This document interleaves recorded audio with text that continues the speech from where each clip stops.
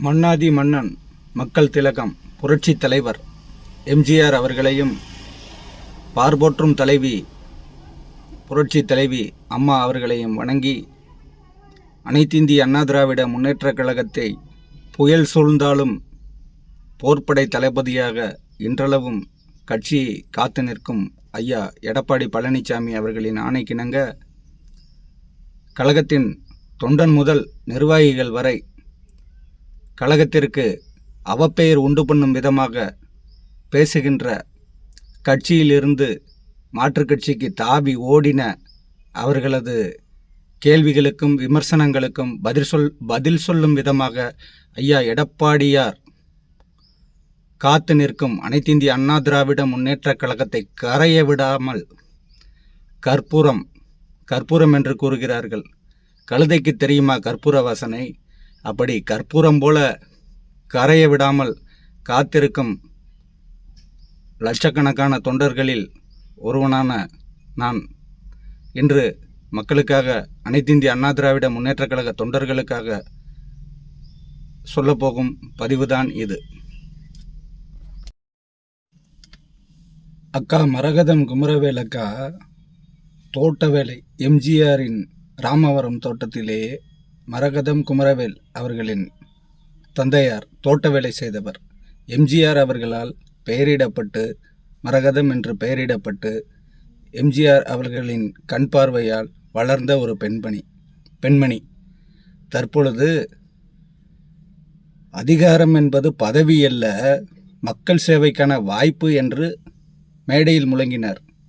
இவருக்கு அதிகாரம் தந்த மக்களின் தீர்ப்பை குப்பையில் எறிவது போல் எறிந்துவிட்டு, தன்னை குழந்தை முதல் வளர்த்து ஆளாக்கி பலவிதமான பதவிகள், பஞ்சாயத்து தலைவர், சேர்மன் பதவி முதல் நாடாளுமன்ற உறுப்பினர், 2 முறை எதிர்க்கட்சியாக, 3வது கட்சியாக ஆன பிறகும் 2 முறை இவரை அனைத்திந்திய அண்ணா திராவிட முன்னேற்றக் கழகத்திற்காகவும் புரட்சித் தலைவரின் கரங்களால் பெயரிடப்பட்ட குழந்தை என்ற ஒரு செயலால் தான் இவர் வெற்றி பெற்றிருக்க முடியும்.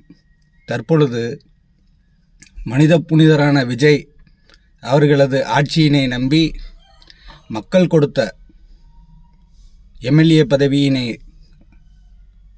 பதவியேற்ற 15வது நாளே ராஜினாமா செய்துவிட்டு இவர் மேடையில் முழங்குகிறார். மக்களை முட்டாளாக்கி கொண்டிருக்கிறார். நடைபெறும் இடைத்தேர்தலில் இவருக்கு தாவேகா தலைவர் வாய்ப்பு வழங்குவாரா என்பதே மிகப்பெரிய கேள்விக்குறி.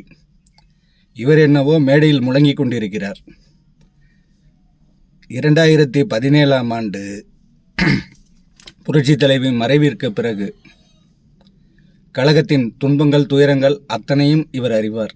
இருந்தும் இவர் மகத்தான தனது மக்கள் பணியை துறந்ததற்கு காரணம் என்ன சொல்கிறார் என்று பாருங்கள். நமக்கான நிலையான இடம் தமிழக வெற்றிக் கழகம் மட்டும்தான்.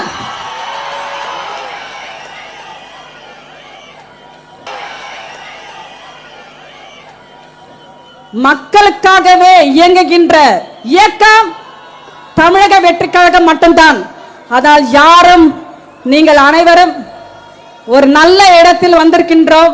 நமக்கான நிலைமை நிச்சயமாக உயர்ந்த நிலைமைக்கு நம்ம போவோம் என்று சொல்லிக்கொண்டு, தமிழக மக்களின் பாதுகாவலர், இளைஞர்களின் நம்பிக்கை, பெண்களின் காவலர், ஏழைகளின் உறவினர், தமிழ்நாட்டின் பெருமைமிகு முதலமைச்சர் அண்ணன் தளபதி அவர்கள் மக்களின் பாதுகாப்பை தனது பொறுப்பாகவும், மக்களின் முன்னேற்றத்தை தனது லட்சியமாகவும் கொண்ட தமிழ்நாட்டின் நிரந்தர நம்பிக்கையும் நட்சத்திர நாயகன் மாண்புமிகு முதலமைச்சர் அண்ணன் எடப்பாடி, மாண்புமிகு முதல்வர், கழகத்தின் சார்பாக வெற்றி பெற்ற வேட்பாளர் அதெல்லாம் அம்மாவோட முடிஞ்சிருச்சு அப்படிங்கிறாங்க.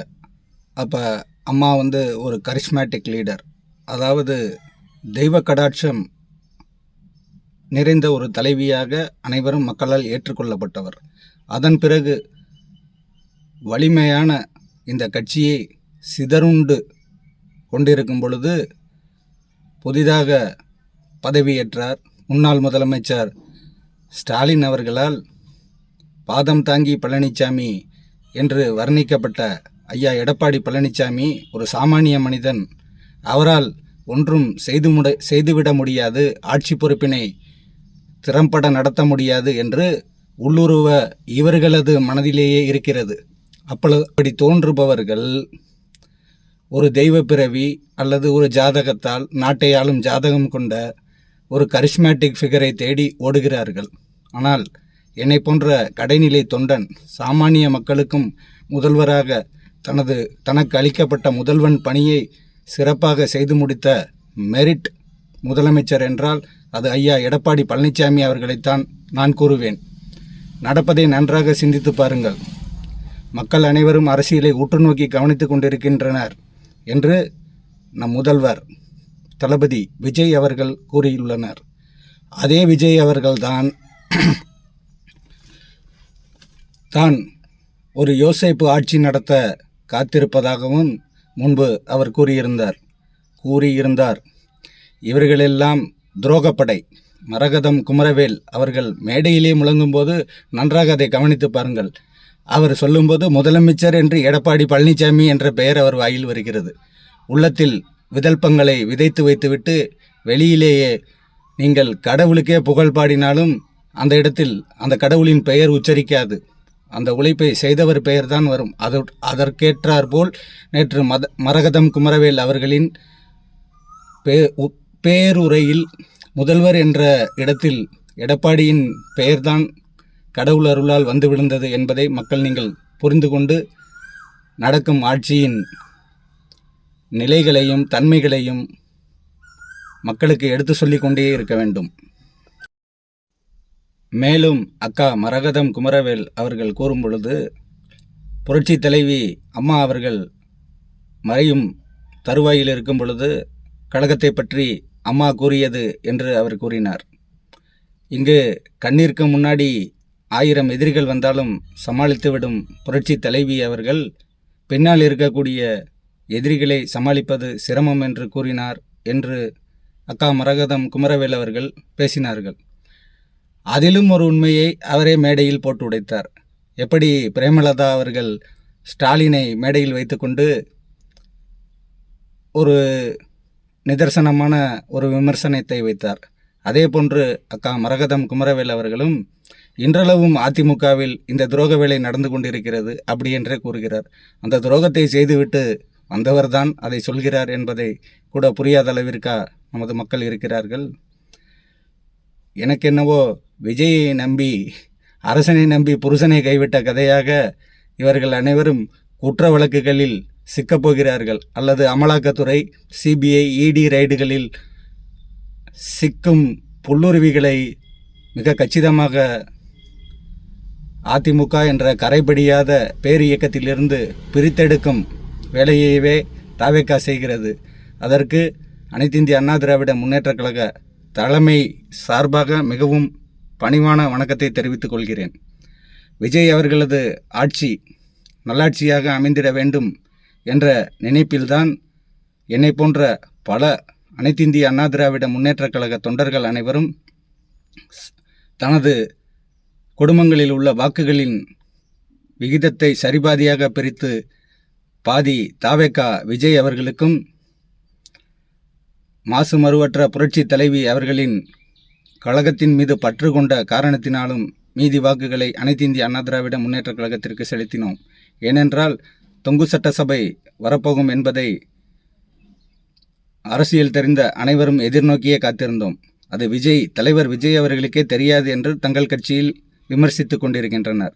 ஆனால் விஜய் அவர்கள் தேர்தலுக்கு முந்தைய நாள் கூறிய ஒரு அறிக்கையில் என்னவென்றால் 108 எம்எல்ஏக்களும் கையெழுத்தை பெற்றுக்கொண்டு இரவு எந்நேரமானாலும் பனையூருக்கு வந்துவிடுங்கள் என்று அவர் அறிவித்திருந்தார். அப்பொழுது என்னை போன்ற அனைத்திந்திய அண்ணா திராவிட முன்னேற்றக் கழக தொண்டனுக்கு ஒன்று தோன்றியது. இவர் என்னப்பா இந்த விஜய் 1 மாதம் கழித்து நடக்க போகிறதையும் சொல்கிறாரு, 30-40 வருஷத்துக்கு முன்பு நடந்த வரலாறையும் போட்டு உடைக்கிறார். 67-77 எம்ஜிஆர் ஆட்சி இதெல்லாம் நடந்தது. ஆனால் இவர் அறுதி பெரும்பான்மையில் வெற்றி பெற்றிருந்தால் மிகவும் கலக்கத்திற்கு உள்ளாக்கப்பட்டிருக்க வேண்டியவர்கள் அனைத்து இந்திய அண்ணா திராவிட முன்னேற்றக் கழகம். மேலிருந்த பொன்மனத் தலைவர், புரட்சித் தலைவர், புரட்சித் தலைவி அவர்களின் ஆன்மா அதற்கு வழிவிடவில்லை. இல்லையென்றால் இவர்களை போன்ற நம்பிக்கை துரோகிகள், அதாவது சட்டமன்ற உறுப்பினர் பதவியை 15 நாட்களில் எந்த பிரதிபலனும் இல்லாமல் இவர் தூக்கி வீசிவிட்டு தானாகவே வந்து சேர்ந்தாராம். கோடி பேர் தொண்டர்களாக தாவேகாவில் ஒரே நாளில் இணையும் சக்தி உள்ள கட்சியாக உருவெடுத்த பிறகு தனக்கு மக்கள் அளித்த அங்கீகாரத்தை புறக்கணித்துவிட்டு இன்று ஒரு கேவலமான உரையை நிகழ்த்தி அதற்கு தமிழில் அகராதியில் வஞ்ச புகழ்ச்சி என பாடிக்கொண்டிருக்கிறார். ஐயா எடப்பாடி பழனிசாமிக்கு எதிராகவும் விஜய்க்கு சிலேடையின் வாயிலாக தர்ம சங்கடத்தையும் வழங்கும் இந்த ராஜினாமா செய்த 4 எம்எல்ஏக்களை நம்பி மக்கள் செல்வாக்கை தாவேகா இழக்கப் போகிறது. தேர்தல்களில் என்று சொல்கிறேன். 3 மாதத்திற்கு ஒரு இடைத்தேர்தல் வரும் போல. ஏனென்றால் தாவேகாவில் 41 எம்எல்ஏக்கள் குற்றப்பின்னணி, அதாவது மணி லாண்ட்ரிங், 420, அதாவது பண பரிவர்த்தனை சம்பந்தமான வழக்குகள் கூட அல்ல. அத்தனையும் கொடூர குற்றங்கள் இழைத்தவர்கள் 41 நபர்கள் எம்எல்ஏக்களாக இருக்கிறார்கள். அலிபாபாவும் 40 திருடர்களும் என்பது போல இந்த கட்சி உலாவிக் கொண்டிருக்கிறது. திமுக ஆட்சியிலாவது குறுநில மன்னர்கள் போன்று மாவட்ட செயலாளர்கள் கோலோச்சுகிறார்கள். இங்கு இந்த கட்சியில் என்ன நடக்கிறது என்றால், எனக்கு யோசித்து பார்க்கையில் அண்ணாமலை அவர்கள் வி த லீடர்ஸ் என்ற ஒரு தலைப்பு, அதுதான் இன்று தாவேகா கட்சியில் இருப்பவர்கள் செய்து கொண்டிருக்கிறார். வி த லீடர்ஸ், நாமெல்லாம் தலைவர் அப்படி என்று கூறிக்கொண்டிருக்கிறார்கள். இராணுவ கட்டுப்பாடு அமைப்பு கொண்ட அனைத்து இந்திய அண்ணா திராவிட முன்னேற்றக் கழகத்தின் புரட்சி தலைவியின் வளர்ப்பில் உருவான எந்த தொண்டனும் இதனை கண்டு சகித்து கொள்ள மாட்டான். அனைத்து இந்திய அண்ணா திராவிட முன்னேற்றக் கழகம் மக்களுக்கான ஒரு நல்ல எதிர்க்கட்சியாக செயல்பட்டு இந்த ஆட்சியின் அவலங்களை மக்களுக்கு எடுத்துரைக்க வேண்டிய கட்டாயம் ஒவ்வொரு தொண்டனுக்கும் உள்ளது என்று எங்கள் ஐயா பழனிசாமி அவர்கள் நேற்று முதல் கூறியிருக்கிறார். ஐடி விங் தகவல் தொழில்நுட்பத்தை பயன்படுத்தி அனைத்து இந்திய அண்ணா திராவிட முன்னேற்றக் கழகத்தின் தொண்டனிடம் நீங்கள் எந்த கட்சி நிர்வாகிகள் கூட நேருக்கு நேராக பேசலாம். நேற்று ஆதவ அர்ஜுனா கூறினார். என்ன கூறினார்? அம்பேத்கரை பற்றி உதயநிதி ஸ்டாலினால் பேச முடியுமா என்று. இன்று இருக்கும் டெக்னாலஜி உலகத்தில் ChatGPTயில் அம்பேத்கரை பற்றிய ஒரு ஃபார்மேட் தாங்கள் நல்ல ஒரு கதை கட்டுரை கொடுங்கள் என்றால் கொடுத்துவிடும். அந்த அளவுக்கு இன்று விஞ்ஞானம் வளர்ந்து விட்டது. அப்படியே பின்னோக்கி 30-40 ஆண்டுகளுக்கு முன்பு சென்று பாருங்கள். அந்த காலத்தில் கோலோச்சி ஒரு நல்லாட்சியை கொடுத்தவர் எங்கள் தலைவி, புரட்சி தலைவி. அம்மா படை என்றும் வீழாது. இந்த ஆளும் தாவேகா அரசுக்கு கூஜா தூக்கும் கயவர்கள், முன்பு இந்த இயக்கத்திலிருந்து கரைபடிய செய்தவர்கள் அனைவரும் பாவ மன்னிப்பு கேட்பது போல் போய் தாவேகாவில் சரணாகதி அடைகிறார்கள். இவர்கள் மீது சட்டப்படியான நடவடிக்கைகள் எடுக்கப்படும். மரகதம் குமரவேலை இடியை அனுப்புங்க மற்றும் குற்றப்புலனாய்வு அமைப்புகளை அனுப்புங்கள் என்று யாரிடம் அவர் கேள்வி கேட்கிறார்? தேர்தல் ஆணையத்திடமா? அப்பொழுது யார் இதை செய்ய முடியும்? ஐயா எடப்பாடி பழனிசாமி செய்ய முடியுமா? தலையும் இல்லாமல் வாளும் இல்லாமல் கட்சி இணைப்பு விழாவில் ஒரு பேச்சை பேசிய மரகதம் குமரவேல் அவர்களுக்கு தொகுதி மக்கள் நல்ல தக்க பதிலடி தருவார்கள் என்று நான் நம்புகிறேன். நன்றி, வணக்கம்.